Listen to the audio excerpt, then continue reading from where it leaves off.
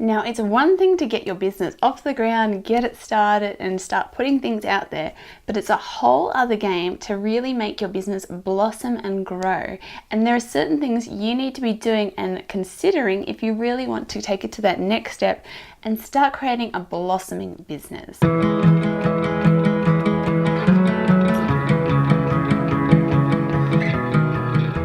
So in today's video, we're going to talk about creating a blossoming creative business and some of the things that you need to think about and consider if you want your business to grow and continue to blossom and turn into something beautiful and wonderful, and not just stagnate and constantly stay the same, but be keeping up with the pace, because the world of online business is constantly changing and evolving. So it's important that we stay in the loop and are keeping up to date with the things that we need to be doing so that we can continue to grow and have a business that thrives. So whether you're a freelancer offering services or a creative creating products to sell, or even a blogger that is sharing their creative journey and wants to take things further and start creating more of a business out of it rather than just a simple blog, then today's video is really going to help you find ways that you can start growing. Of course, don't forget, if you do have a creative business or creative blog and you want more support with branding, growing your business and support in that creative journey, then be sure to subscribe to this channel. Now, when I first started my creative business, the competition was a lot lower. Things were in their sort of early days. And when I would talk to people about having an online business,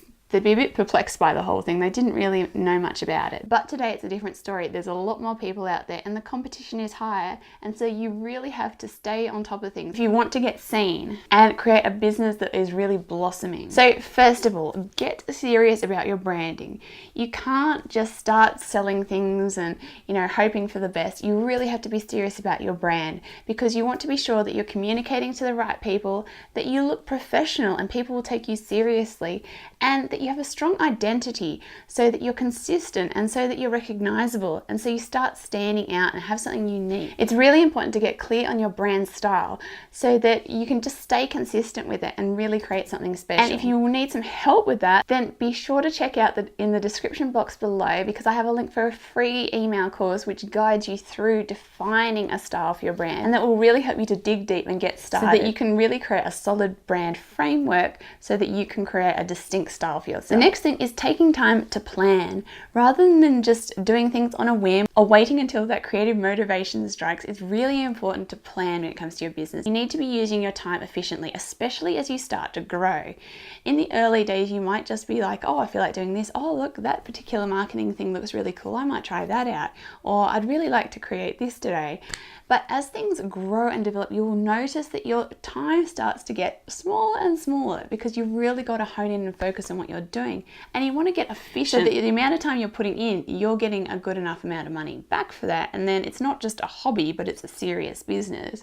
So planning will really help with that. And this could be by using paper planners and, really going through and plotting out all the things that you need to be doing each week and each day.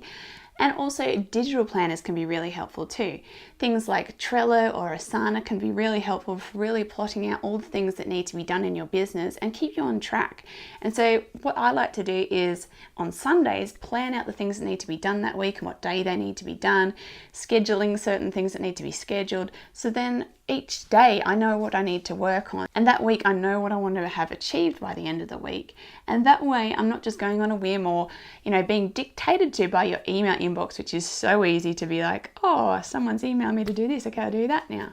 But rather saying, no, this is what's going to happen, and it will make sure that you'll achieve your goals and that you stay on track. The better you get at planning, the better it will be for your business. It really is important. The next thing is to learn from those further ahead. So this could be looking at things in your business that you're struggling with, whether it's the actual creative work or whether it's elements of your business such as marketing or copywriting or creating websites. Basically any element of your business that you feel that you're needing to improve in and want to get better at, or you feel that you just don't know enough about and you want to find out more from those that are further along in their own business, then learning from them is really important. And there's various ways you can do that. That can be through courses, it could be by reading their blogs or watching videos, consuming a lot of their content, reading books, listening to podcasts. But at the same time, you don't want to overwhelm yourself. So the best thing is to pick people that you really resonate with, that you really look up to and admire, and just picking a select few. Maybe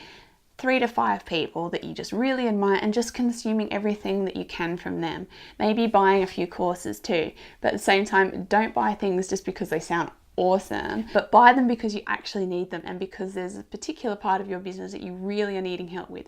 When you feel like, I just really need help with this, I just don't know what I'm doing, then that might be when you really need to pay for help. And it doesn't always have to be through a course. Sometimes you might want to outsource, but courses are sort of the lower barrier to entry. Hiring people costs more, but obviously is more time efficient. But if you're just going to that next level where your business is just starting to grow and you want to keep taking it further, then courses can often be the best thing for that, because it will provide you with expert knowledge and assistance to help you take things further. And it's one of the beauties of the internet, because we don't have to rely on trying to find people, you know, in our own location that we can talk to and get help from, but we can find people from all around the world. There are so many people out there that we can, you know, basically use as our mentors. They don't have to be actual mentors where they're right by our side all the time giving us advice, but we're consuming the things that they're putting out there, and they're, in a way, they're mentoring us, help guide us and help us grow. Next is content marketing. Now, when I first started my business, I started a blog, because intuitively I just thought that blogging was a great way to share my work and get my stuff out there. Little did I know that content marketing is actually a highly valuable way of getting seen in the online world. And those early days of blogging, I kind of treated a bit more like social media today, because things like Instagram weren't around and Facebook was only just getting going and people only just sort of noticing it. I mean, MySpace was still around back then. Now I sound old. But I basically was just posting, you know, a few images and a short bit of text. But now, content marketing, you really want to be delivering a lot of value. So you want to use it in a way so that if people are trying to look for answers to something and looking for advice and help, they'll come across your content, be able to get some value from it and some help, and then they'll want to dig deeper and find out more about you, because they're like, wow, you really helped me with that. Oh, that was some great advice. That was really great. What else do you put out there? What else have you got to offer? How else can you help me? And so content marketing is really valuable for growing your business, because it's like a little bit of bait. You're putting out some value for someone and they're, you know, getting a little bit something out of that, and then they're going, oh, I want a bit more of that. That was really helpful. What else can you do for me? Plus, there's this thing called the rule of reciprocation, where because you've given something to someone for free and they've got value out of that, they feel sort of obliged to give back. Now, it may not necessarily be by buying from you, but it may be, you know, that they like something that you did, or they start following you. In some way, they want to support you and help you because you gave to them. So that really helps to grow your business.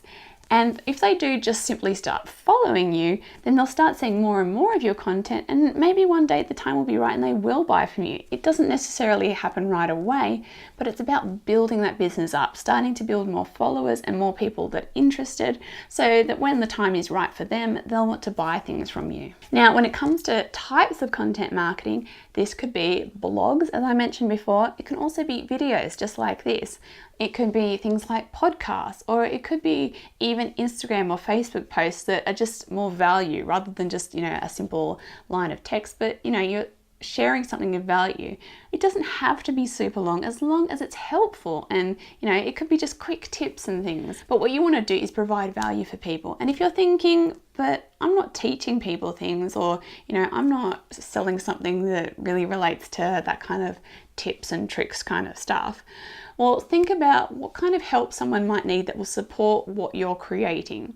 So for example, if you sell artworks, maybe you can put out content about different ways you can frame artwork and how you can make it look great on the wall, or, you know, talk about color theory and, you know, having complementary colors with their furniture that matches their artwork, or, you know, interviewing other artists and other things like that, where you're adding value for people that complements what you offer. Or even if you're selling giftware, providing things like gift guides or ways to wrap things really nicely. Anything that's going to complement what you sell. Next is managing finances. So as you grow, it's really important that you manage your finances well, because at the beginning you might think, oh, it's easy just to put receipts in a pile and, you know, just put things in a spreadsheet at the end of the year. No worries. But as things grow, it's going to end up getting really messy, and you're going to end up in a complete mess if you don't manage things properly. So before things kick off too far, you want to make sure that you're managing your finances properly. So this could be hiring an accountant or using online tools as well. Tools that can put out invoices for you and track the amounts of money you're making so that it's really easy for you to keep track of everything. Next is automation. So automation is just amazing. I mean, we're working on the online world. We've got all these digital technologies available to us. Why not utilize them to make running our business easier? And then so we have more time for our creative work and less time worrying about all the marketing and all the, nitty-gritty digital stuff, but just being able to concentrate on the things that we love.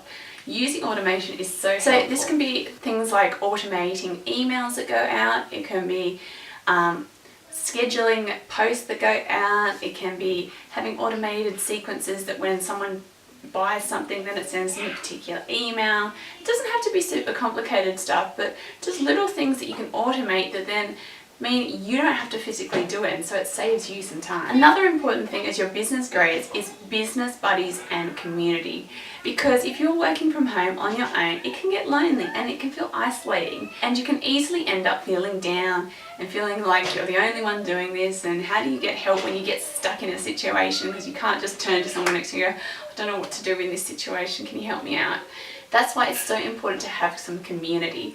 So joining groups, it could be paid groups or free groups, but finding people that you can talk to, finding people that encourage you and support you and give you advice when you're getting stuck. Next is diversifying your income. So the online world is constantly changing, and so you don't want to put all your eggs in one basket and then things not work out or things go wrong and all of a sudden you find you have no money coming in. And if you're offering services, then you want to be sure that you also have some digital products of some sort too. And if you're offering services, you want to be sure that you're also creating some sort of products, whether it's digital or physical, so that you're not having to constantly put your time in, but you also have other things. Plus, something else important that diversifying your income provides is different price points. So it means that if someone doesn't have a lot of money but really wants to buy something from you, if you've got something at a small price point, then they can buy something from you. They can feel like they're supporting you, and then they become a customer. Whereas if you only are putting out high-end products, then those people will feel cut off and feel like they can't be part of what you do. So you really need to tier your pricing so that whatever stage people are at or whatever they can afford, they can get something from you. And once someone has become a customer and actually giving you money, they're more likely to buy something again. So if you offer something that's small that they can start out with and buy, and then they really love it and enjoy it, later on down the track they might then go and buy your more expensive item. So it's really important that you offer a diverse range of price points to make it really easy. Next, and this is a very important one, and that's growing your email list. With people constantly complaining about the algorithms, the social media, not seeing their posts, email lists are so important because they go directly into someone's email inbox and it feels personal, and it really is high converting. When someone gets an email from you about something that you've got to offer, then it's much more likely that you'll convert that to a sale than you would with social media. So having an email list and working on building that email list is so important for growing your business. And if you're wondering how on earth you actually grow an email list, the best way is to offer something small that's free in exchange for the email address. So you've probably seen this when if you look around in the online business world, people offering up freebies. So this is things like little PDF worksheets or free printable, basically or if they're selling physical products, it could be a discount code. Basically, it's something small but of value so that people are willing to exchange their email address for it, and then it gets them into you. And then it gets them on your list, and then you can continue to communicate with them and share things of value to them. And then when you want to pitch and sell something, they are there ready and waiting. And finally, work on your mindset. Mindset really is the foundation for creating a business that is growing, because you will find the more you grow that there are certain things that are going to become stumbling blocks. You will start to discover that you're self-sabotaging yourself in certain areas, that there are certain things that you're actually scared of and you're worried about doing. And so the more you spend time working on your mindset, the more you'll be able to grow, because you'll be able to get past those things that are sort of stopping your business growing, because you're pushing back and thinking, I don't know if I can do that. And so spending the time working on your mindset really is important. and it's so important when you want to start growing and creating a business that really is blossoming. So I hope these tips have helped you. Let me know in the comments if there's any particular tip that you're like, yes, I really want to work on this because I want my business to blossom and grow. And if you've got a creative business and want more tips like this, then be sure to subscribe to this channel, and I'll see you next time.